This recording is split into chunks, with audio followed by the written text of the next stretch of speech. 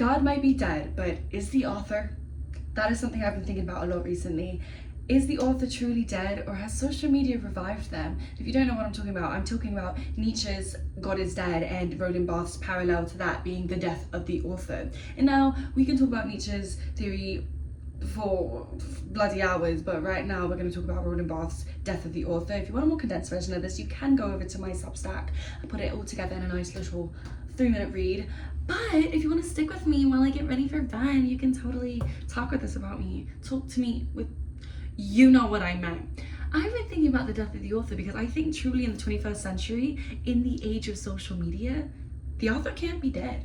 Like, it's just not possible. Even if you look at TikTok, right? You look at TikTok and people create a dance and everyone does that dance and you dance credit that person. And if you change a move or two, you put IB, inspired by, or idea by. Yeah, you're giving ownership and authorship to that original creator. If you're wondering why I'm saying original creator, go read Roland Barthes' Death of the Author. He would argue that no author is the author of it because they've learned everything from other people, who's learned from other people, who's learned from other people, who've read books and learned and all this kind of stuff. So who is the true creator and author? Because you're not the first dancer in the world, right? You didn't make those moves just out of thin air, right? You pointed your foot because you knew how to point your foot because your ballet instructor told you how to point your foot, or you learned it from YouTube from someone else who taught you how to point your foot and someone taught them, and so on and so forth. Like, you didn't just point your foot out of thin air. So with that theory, like, who actually created the dance? But in the age of social media, I think we're seeing a lot of kinship between authorship and ownership, and that's why I think TikTok's a good example of this. Like, dancing is a good example. You do the dance, it's inspired by, meaning they were the true creator. This person you've just added was the true creator of that dance, and you are not. You're giving away your own ownership. And even Roland Barthes would say that the audience is the author. They're allowed to take what they receive and give new meaning to it and interpret it the way that they want. But we don't do that. We don't do that in the 21st century. We can even look at musicians, okay? Chris Brown.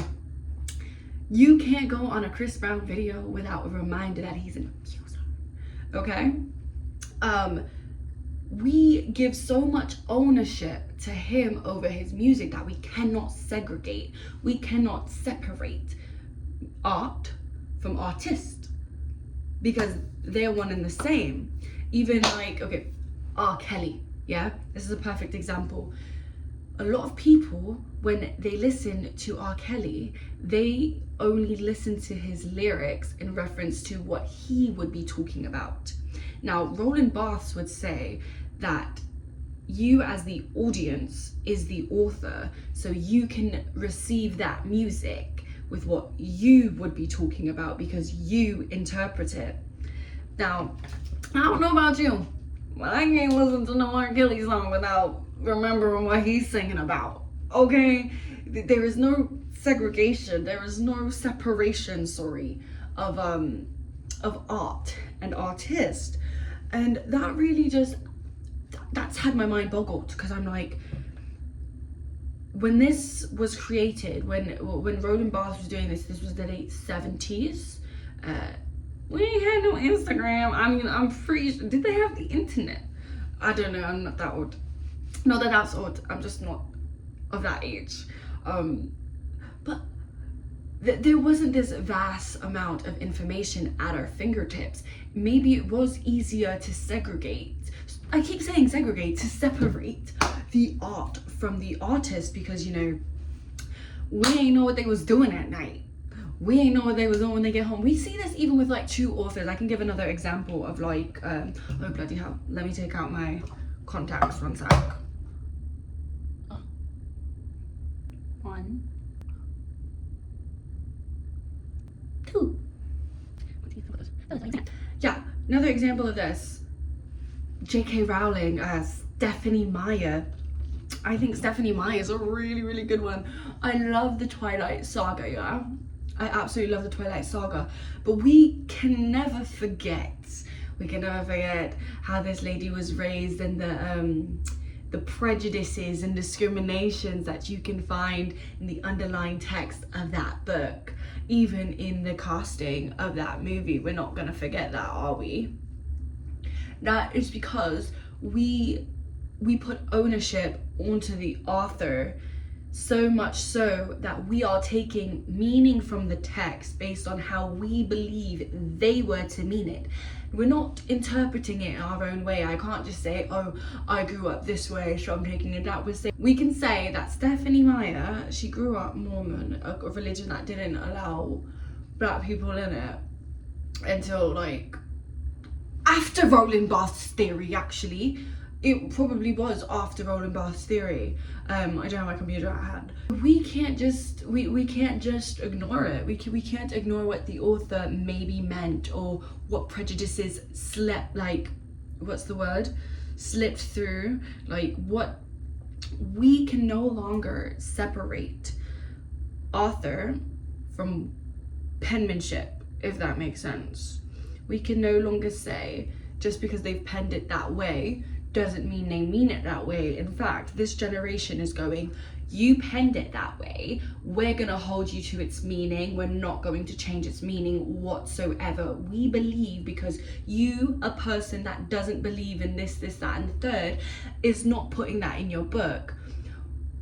Back to the R. Kelly thing, we're not going to say, you, Mr. R. Kelly, because you are a despicable piece of shit and you've done all these horrible things. We're not then gonna think that you're singing about lovely fucking grown-up woman. We're gonna think that you're singing about people you shouldn't be singing about and doing horrible things you should not be doing. That's what we're gonna think. When we see Stephenie Meyer, we're gonna think, you grew up racist. You've probably put some racism in your texts. Big girl like Stephenie Meyer. I loved Twilight until I found out all the nasty little shit. I mean, I still love the movie, I'm not gonna lie. I watch that movie probably like once a month. Why am I still doing my oil cleansing? Yeah. So I think it's really interesting. That we're witnessing the revival of the author right now. I truly do, because ownership seems to be very, very, very important, and it goes far beyond accountability, because I think some people can argue that I'm like arguing for people to be accountable. It's like, you know, I think this goes far beyond accountability, actually.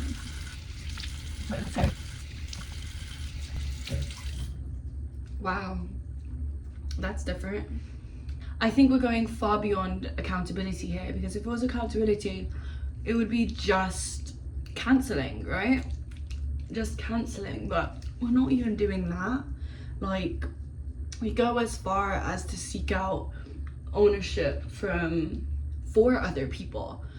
You go to somebody's comment section and it's like, you stole this from so-and-so, you at the creator. We seek out ownership on behalf of people because we care about where it come from. We care about the root source of it. Like, oh my gosh, I wish I had like something at the tip of my fingers, but even like, sorry, hold on, let me just,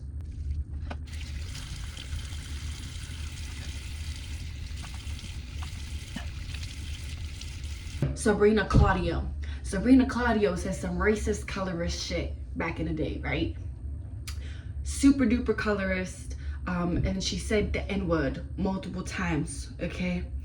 Now, if it come from me, a person that looks like me, you would just say, oh, she's being self-hate, she's exhibiting some self-hatred, she's being colorist, the light-skinned bitch.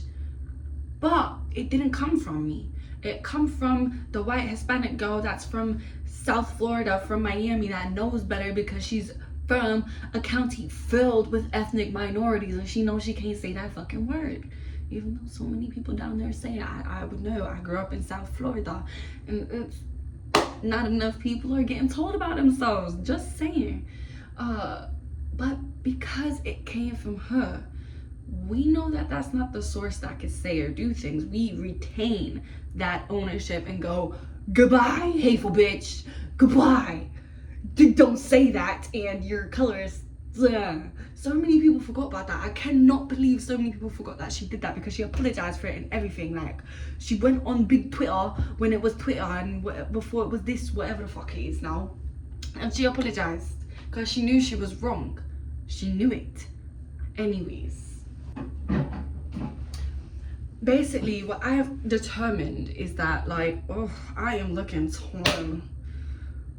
Oh my gosh, I have not been sleeping. I haven't been doing my skin routine as often as I should be. I am really neglecting my... Oh, that's not what I'm talking about. That's not what I'm talking about. Oh, but I have determined that in the 21st century, we kind of have like new rules for authorship. We kind of say, if you wrote it, you are the author, you own it completely, and we will only receive it within the confines of how you would have meant it. And that's it. And that is completely it. Especially in certain countries that are completely low context in terms of like verbal communication. If you're not familiar with high context and low context like communication, I think it's best to just look it up, because I don't think I'm going to give a really great definition of that right now.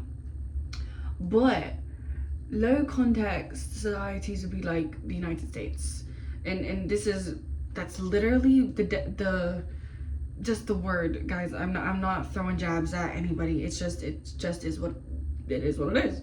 They're a low context society, so they say things plainly and say it how they mean it. It'd be like, oh, the sky is blue.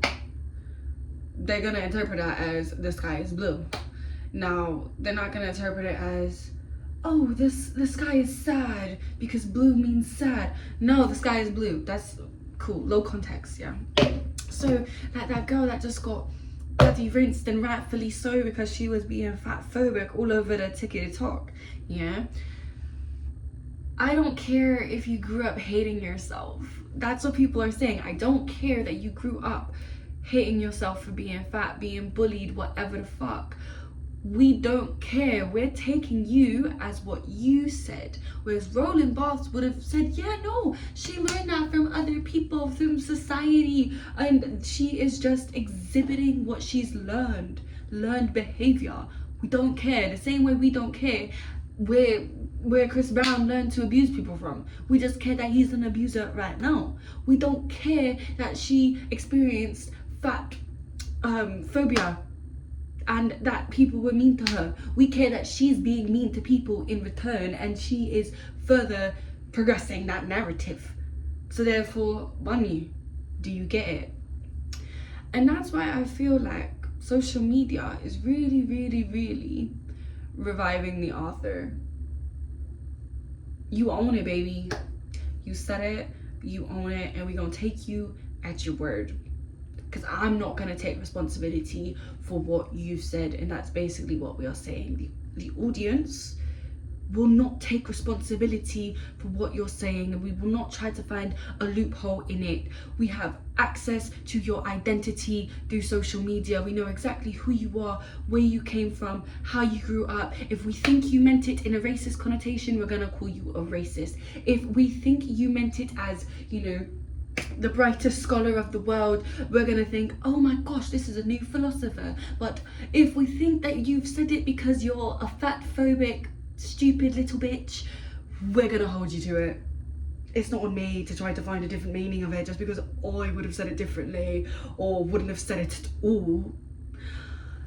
Doesn't mean I'm going to give you the pass, because I'm not interpreting it through my lens anymore. I'm interpreting it through your lens. That is what Roland Barthes is saying doesn't happen, yet it's happening every single day in the 21st century, all over social media. So God might be dead, but the author is truly well and alive, baby.